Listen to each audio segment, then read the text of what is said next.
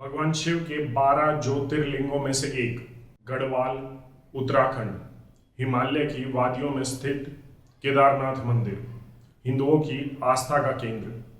ये पहली बार खबरों में आता है जब 2003 में भीषण प्राकृतिक आपदा से जान और माल दोनों का नुकसान बड़े पैमाने पर होता है। उसके बाद ये मंदिर दोबारा से चर्चा में है क्योंकि गर्भगृह में जो सोने की परत चढ़ाई गई थी उसको तांबे में बदल दिया गया है और ये स्कैम है लगभग 1.25 अरब रुपए से ज्यादा का, मतलब 125 करोड़ रुपए से ज्यादा का ये स्कैम है।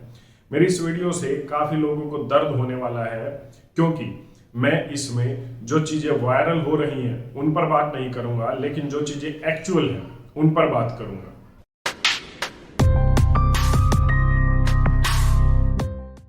इस कंट्रोवर्सी की शुरुआत होती है जब केदारनाथ मंदिर के ही एक पुजारी संतोष त्रिवेदी का एक वीडियो वायरल होता है और वो ये कहते हैं कि कुछ समय पहले ही मंदिर के गर्भगृह की दीवारों को सोने की परत से ढक दिया गया था, वहां पर सोना लगा दिया गया था और अब उस सोने को बदल दिया गया है तांबे से। और इसके बाद वीडियो भयंकर वायरल होती है, बहस छिड़ जाती है न्यूज चैनल पर कि क्या हो रहा है क्या नहीं हो रहा, और ये वीडियो में क्लेम किया जाता है कि 1 अरब 25 करोड़ मतलब 1.25 अरब रुपए के आसपास का ये स्कैम है जिसमें केदारनाथ मंदिर के गर्भगृह में लगा सोने को बदल दिया गया है।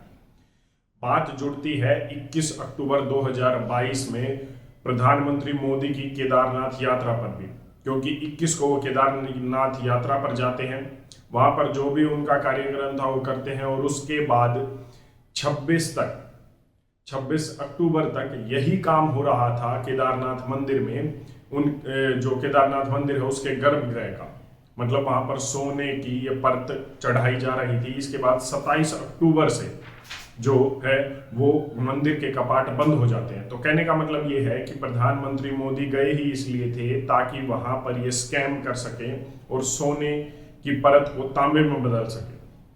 मैं आपको बता दूं कि इसकी शुरुआत होती है अक्टूबर 2022 में। इससे पहले महाराष्ट्र का एक दाता परिवार केदारनाथ मंदिर की कमेटी के पास जाता है। वो एक बड़े डायमंड मर्चेंट है जो इसे एक गुप्त दान की तरह देना चाहते थे और वो केदारनाथ मंदिर की कमेटी के पास जाते हैं और कहते हैं कि हम गर्भगृह को सोने की परत से जो है सोने की परत इस गर्भगृह में चढ़ाना चाहते हैं, मंदिर का सौंदर्यीकरण करना चाहते हैं। एएसआई की परमिशन के बाद और कमेटी अपने अप्रूवल के बाद ये काम करने देती है महाराष्ट्र के इस परिवार को। इसमें ना तो उस परिवार से कोई डील की जाती है, ना उस पर कोई नियम लगाया जाता है और ना ही कोई नियम मंदिर की कमेटी पर लागू होता है। इसके बाद मंदिर की कमेटी ने एक रिटर्न पेपर में ये वीडियो वायरल होने के बाद खुद बताया है कि जो सोना दिया गया वो 23,777 ग्राम था, लगभग 24 किलो सोना था, जिसमें 1001 किलो तांबा था। मतलब तांबे की ईंटें या तांबे की टाइल जो भी आप कहें उन पर सोने की परत चढ़ाई गई थी जिसे गर्भगृह में लगाया गया था, जिससे सौंदर्यीकरण होना था। यहाँ पर एक और बात जो छुपाई जा रही है वो ये कि इस प्रक्रिया में कहीं पर भी मंदिर की कमेटी इन्वॉल्व नहीं थी। मतलब कि सोने की खरीद से लेकर सोने की ये जो परत है वो चढ़ाने में जो कारीगर इस्तेमाल किए गए वो खुद उस दानी परिवार ने किए थे। इसमें मंदिर की कमेटी का कोई रोल नहीं था, सिर्फ उस परिवार ने समय पूछा गया था कि किस समय ये लगानी है। और ये काम पहली बार नहीं हुआ, इससे पहले भी उस दानी परिवार ने केदारनाथ मंदिर में पहले भी दान किया हुआ है। लेकिन यहाँ पर बात आती है कि इसे प्रधानमंत्री मोदी की विजिट से जोड़ा जा रहा है। मैं आपको बता दूं जो सबसे बड़ा क्लेम है वो 230 किलो सोने का है जो यहीं पर खत्म हो जाता है, क्योंकि जो असली सोना है, डेक्कन हेराल्ड खुद अपनी एक रिपोर्ट में कहता है कि ये सोना लगभग 24 किलो, जो हमने आपको बताया 23,777 ग्राम है, और इसके साथ जो तांबा है वो 1001 किलो है, खुद डेक्कन हेराल्ड की रिपोर्ट में लिखा हुआ है। इसके बाद मैं बता दूं कि किसी भी देश के प्रधानमंत्री को या भारत जैसी डेमोक्रेसी में प्रधानमंत्री को 100 करोड़ या 125 करोड़ 1.25 अरब रुपए के लिए इस तरीके की विजिट करने की कोई जरूरत नहीं है। मेरी इस बात से काफी लोगों को दर्द होने वाला है क्योंकि ये फेवर में जाती है आज की मौजूदा सरकार के, लेकिन जो सच है वो सच है। अगर प्रशासन को, अगर सरकार को ये काम करना है तो प्रधानमंत्री को उठकर वहां जाने की जरूरत नहीं है।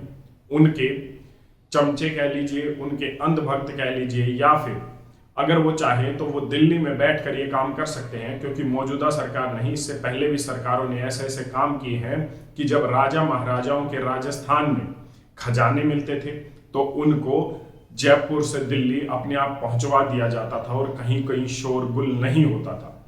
यहां पर बात आती है तो ये सब हो क्यों रहा है?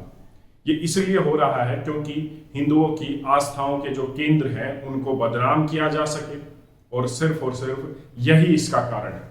बात यहाँ पर 1.25 अरब रुपए के स्कैम की नहीं है, क्योंकि इससे बड़े बड़े स्कैम होते आए हैं, होते रहेंगे, इतिहास में भी हुए हैं। लेकिन बात यहाँ पर यह है कि एक ऐसा केंद्र जिससे लगातार लोगों की आस्था है, पुराने समय से ही है, इतिहास से ही है, और जो लगातार बढ़ रही है, बात है उस आस्था को कम करने की।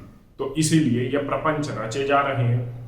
मैं आपको बता दूं कि जिस पुजारी पर यह क्लेम किया जा रहा है, संतोष त्रिवेदी, वो उस समय भी प्रधानमंत्री मोदी की विजिट का विरोध करता है। एक पुजारी को एक प्रधानमंत्री की विजिट का, मंदिर में जाने से रोकने का या उसका विरोध करने का क्या मतलब है? आए या कोई ना आए, प्रधानमंत्री भी एक आम पर्यटक की तरह, एक आम श्रद्धालु की तरह कहीं पर भी जा सकता है। और अगर एक मंदिर का पुजारी है तो उसके लिए वो सिर्फ एक श्रद्धालु होना चाहिए, ना कि कोई वीआईपी। हाँ, मैं इतना जरूर मान सकता हूं कि मंदिरों में वीआईपी, वीवीआईपी लाइन से एंट्री जरूर होती है, जो गलत है और नहीं होनी चाहिए।